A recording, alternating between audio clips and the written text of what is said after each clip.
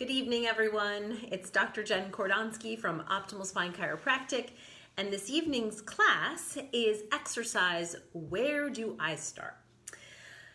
Let's talk about the fact that your body has certain needs, certain requirements. You've heard me talk about before, there are 4 vital needs. Your body requires air, quite obviously, and without it, you would not survive. It requires water. You can only last a few days without water. Of course, your body requires food. You could last a little longer without food, but maybe just a couple of weeks, and without it, you are not going to make it.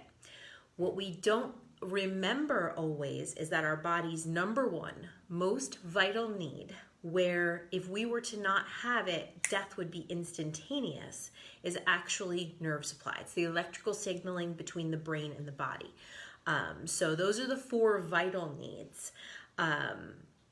They influence our health and impact our health tremendously because they are so vital to our body's function that we can't function without them. So the way we meet those needs, if we meet them poorly or kind of mediocre, it has a huge impact on our health. We will have poor or mediocre health if that's the way we are addressing our body's vital needs. One of the most overlooked requirements for function and optimal health of the body, not necessarily survival, but in some ways it almost does impact survival, but not as dramatically as the 4 vital needs. But one of the requirements for healthy function, healthy life, of healthy mind and body is what we're going to jokingly call vitamin M, and that's movement. So I know we titled the class exercise, but I want you to separate the 2 terms because exercise comes with a whole lot of mental pictures that we may have formed over the years, whether we like exercise or not, whether we feel like we should exercise or someone told us that we should do it this way. So I want to just talk about movement. Your body was designed to move. In actuality, it's not just designed so that it can move. It's designed in such a way that it requires movement. So without movement, your body would not be as healthy and functional as it could be. In fact, there could be major detriment to your body without movement. I'm going to just come up or call out a couple of examples to show you that the design of the body is actually dependent upon movement. Think about the fact that your heart pumps your blood out, right?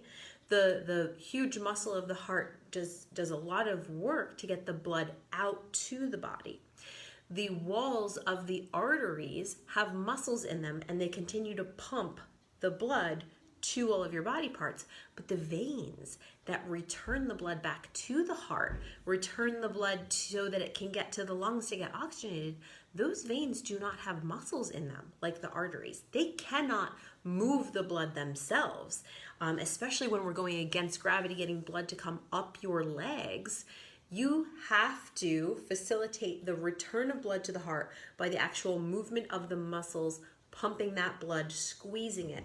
Same is true with the lymphatics, the flow of fluid around and between your cells that's absolutely crucial for your well-being, needs to be squeezed by the muscles in order to get that fluid moving and keep your body clean and functioning. That's just 2 things. Think about the movement of your digestive system. Have you ever bicycled a baby's legs that had a tummy ache or had constipation or gas? It's the movement of your body that helps facilitate the movement of food through your digestive tract in a healthy way. The fluid that bathes your brain and spinal cord absolutely needs the movement of your spine in order to refresh and renew the fluid that bathes the brain and spinal cord. if we are not moving, we're sitting sedentary for very long, that fluid is not getting exchanged, and therefore your brain and spinal cord are sitting in a stagnant pond, which we do not want. Our brain will not optimally function. Therefore, our mental clarity, the health of our brain as we age will not be the way we want it to be. And then think about the nourishment of the spinal discs, the disc that sits in between each of your vertebrae. I want you to think of it like a sponge. For it to stay hydrated, it needs to be squeezed and released, and then it can absorb water and nutrition from the surrounding fluid. The same is true of every joint in your body. You have cartilage and a joint capsule that holds fluid. And if we don't move that joint through a full range of motion, then the joint is not getting bathed in that fluid, it's not getting nourished, the cartilage is going to start to break down prematurely. So those are just 3 or 4, maybe 5 examples of how the function of your body is actually dependent upon movement, that vitamin M. Unfortunately, the default process, the default thought pattern that we've all kind of had drilled into our heads by everything we've ever heard from our parents and friends and family and TV commercials, is that exercise is about how your body looks, whether it's about burning fat or building muscle. And honest to God, this is the least important factor to consider when we're talking about moving our bodies for health, for function, for well-being mentally and emotionally, and of course physically.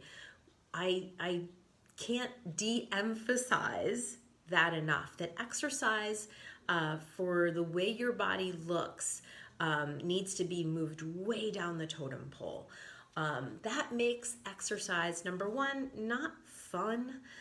It can transform it into a punishment for maybe not eating properly, or just punishing your body for not being the way you want it to be or the way you think it should be. And then think about when we exercise for how our body looks. We might have a certain goal in mind of what we think it should be. Pardon me a second. And if we achieve that goal, we will then lose our motivation to continue the exercise, potentially. And if we don't achieve that goal, then we lose our motivation to continue the exercise. And you need movement. You're designed for movement. The exercise or movement benefits are massive.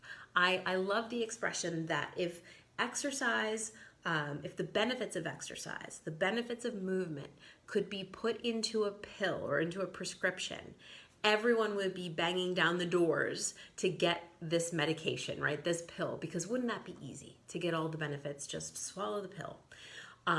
But when you balance movement and rest, and that's important because some people exercise too much, right? Some people are moving or doing the same movement over and over and not balancing movement and rest.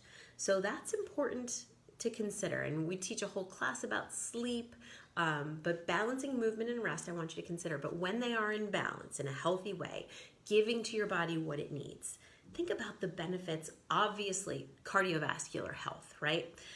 Stamina and conditioning, the ability to perform your activities of daily living for your entire lifetime with ease. I want to be able to climb a flight of stairs, carry my groceries, go on a hike, pick up my grandchildren. I want to be able to do everything without restriction. And it's entirely possible as long as we believe it to be so and give our body enough vitamin M. When you have movement in your life, you're going to slow down the aging process in a myriad of ways. Healthier muscles, healthier joints, healthier heart. You're clearing toxins from the body. So aging is minimized. The skin is getting blood flow, so your skin looks better and less wrinkled and all of that. Your immune function improves. Healing times are increased. One of the studies that I've talked about before, I thought was really cool, where they made an incision on people's arms, and they had, someone who does not rest, or excuse me, someone have complete rest, light activity, and then heavy exercise. Well, the people who exercised moderately had the fastest healing time in the study with a wound on their arm. So, that translates to everything. Your immune system works better when you move regularly. Your mood is better in general. You handle stress better. You have an outlet for some of that stress that we accumulate during the day. Less depression, less anxiety, mental clarity. We talked about the cerebrospinal fluid. Do you want a sharp mind? Do you want a sharp memory? Then moving your body is going to facilitate that. Sometimes we tend to think of our body and our brain separate, but they are so intimately intertwined. The body does not work without the brain, and the brain does not work without the body. They are connected, and we have to care for them both to have optimal function. We tend to think of ourselves as just brains, especially now that we have computers to do everything for us. But the body's function will facilitate the brain's function. Our joints will be healthier, and the more muscle that one maintains, the better your longevity and your survivability of almost any condition whatsoever. So, the having a healthy BMI, having a good amount of muscle on your body, and remember, muscle, like everything else in our body, is use it or lose it. Joint health, use it or lose it. Flexibility, use it or lose it. So vitamin M, we need that movement. But what are the obstacles?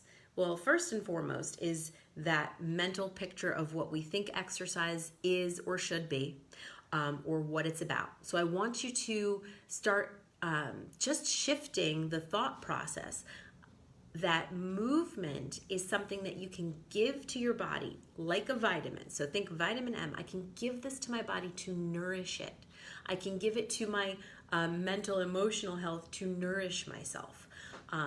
Think about all of those other benefits way before we even think about whether or not this is going to change the way I look.